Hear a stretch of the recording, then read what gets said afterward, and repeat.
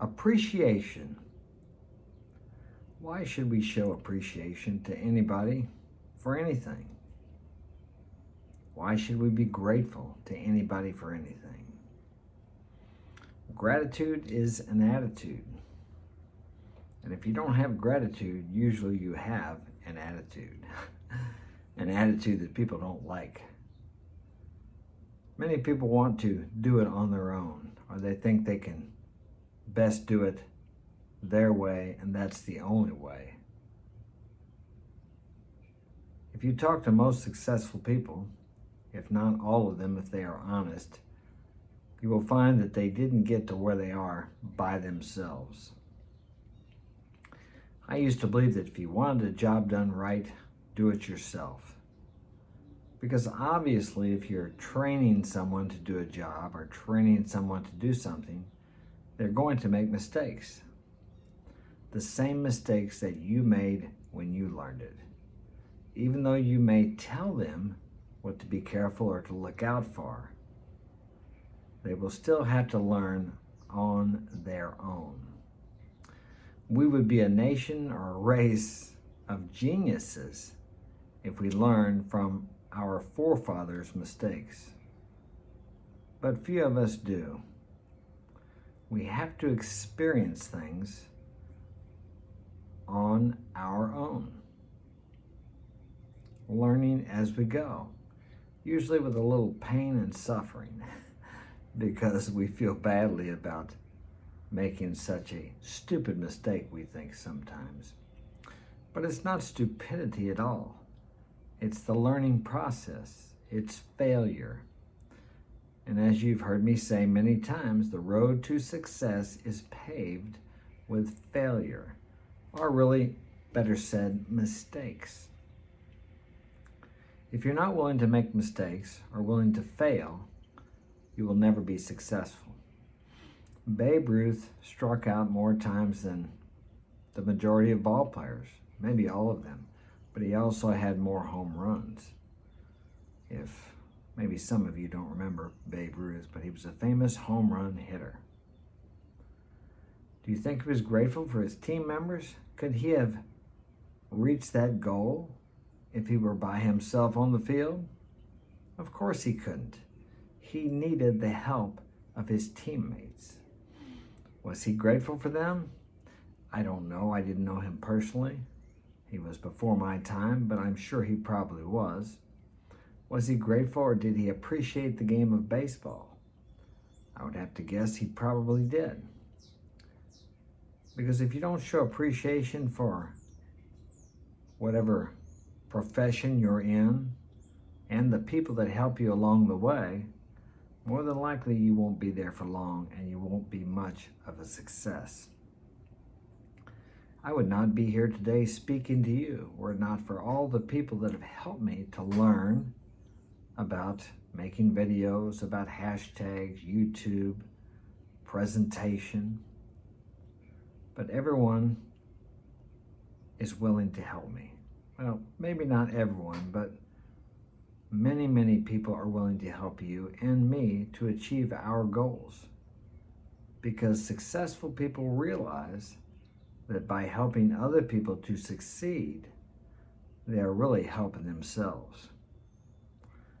The best way to learn something is to teach it to someone else. And that is one of the benefits I get from sharing my experience, strength, and hope with you, is by sharing it with you, it reinforces in me what I need to remember. And this subject is to show appreciation. I meet people sometimes that I haven't seen for years, but they helped me out when I was younger, and I show appreciation. I thank them for that, and I tell them I still remember that and how important that has been to me in my life. People never get tired of hearing thank you. And the words are good, but what's even better is when you show appreciation.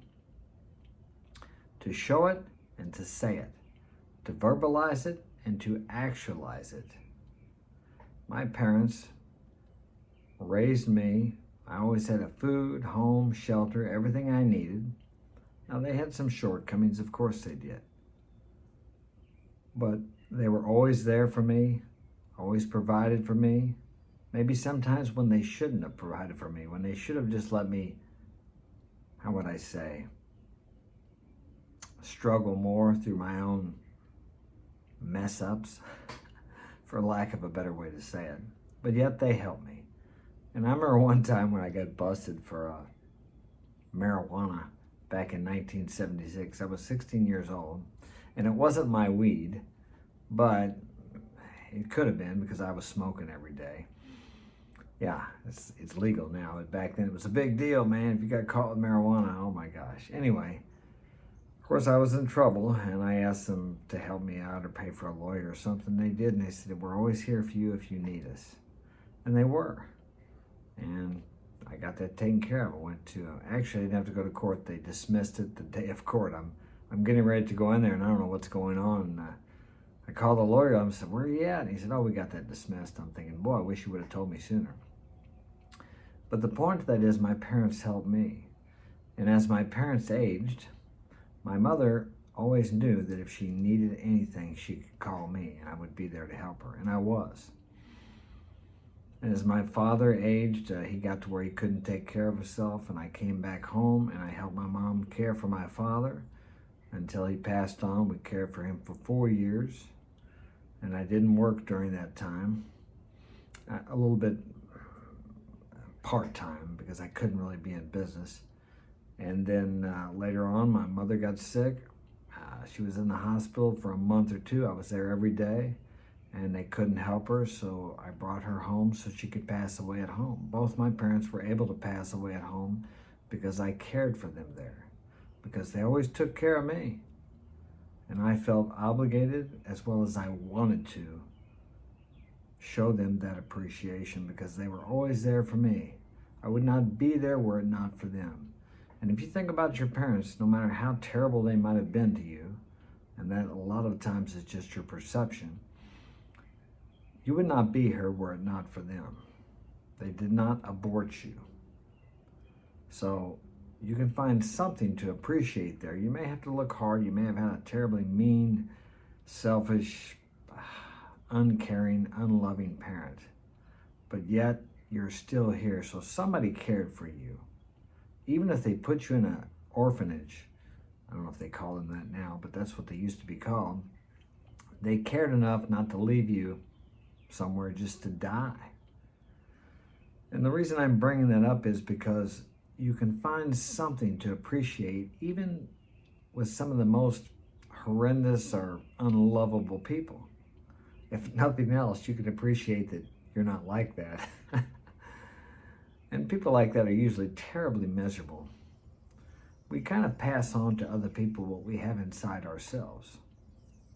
That's why I believe it's God's will for everyone to be happy, joyous, and free. Because think about this, when you're really happy and things are going your way, aren't you better to people? Don't you treat people differently? Don't you smile more? Aren't you more willing to give and to help someone out? As opposed to think about when the day's not going good, everything from the time you got up this morning, it just seems to be going wrong. I mean, do you really want to open the door for somebody, or do you really want to smile and say hi? Do you really want to listen to your friend who called you and was fighting with his wife last night, and he just needs somebody to talk to? You're tired. You're just, God, man, is this going to be like this all day? No, you really don't want to. But if you're wise, you'll do it. And I'm going to tell you why. Because it will get you out of yourself. Because when we get into those moods, we're only thinking about ourselves. Are we thinking about what we appreciate or what we're grateful for? No, we're not. We're thinking about the bad things that are happening, what's going wrong, and is the day going to be like this all day? Or you're thinking, every day's like this, another day of this. We don't want to help anybody. All we're thinking about is ourselves, and we want the day to be better for us. But you will find if you can find someone to help, by helping them, you're helping yourself. You cannot help someone else or hinder someone else without that action of helping them or hindering them coming back to you multiplied and magnified. that's one of the secrets or the keys to life. And it's really not a secret, but it seems to be. Because so many people are out there just trying to get something for themselves, not realizing if they would just go out there and try to give something to the world today, try to give something to humanity, to other people, they would get in return much more than they're giving. But not from the person you're giving to. And it may not come back immediately. Usually it doesn't. Sometimes it's long ahead, far away in the future. And sometimes it comes back more quickly. But it always comes back to you. That's a law of the universe, law of God, if you like to call it. Just like the law of gravity. Like the wind. You can't see the wind, but you can see the effects. What is wind? You see it move the trees, you can feel it on your face, but you can't really grasp it in your hands, can you? But it's real. You can't grasp gravity in your hands, but it's real.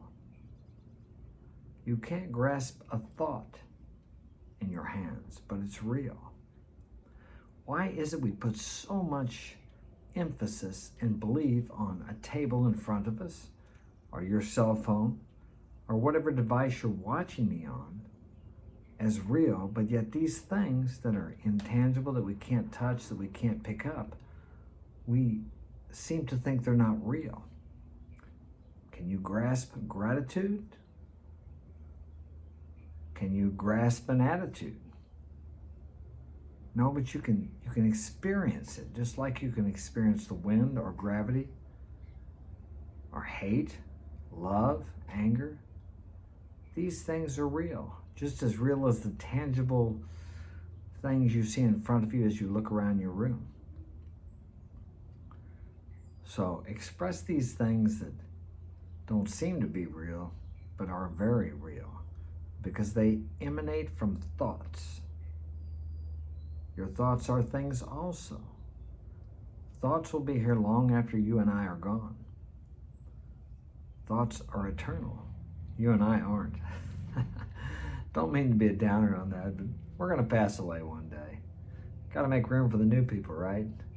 Anyway, that's all I have for today. I hope this has been of value to you. Share it with a friend. Thanks for being here. Like and subscribe. Take care. Have a wonderful day.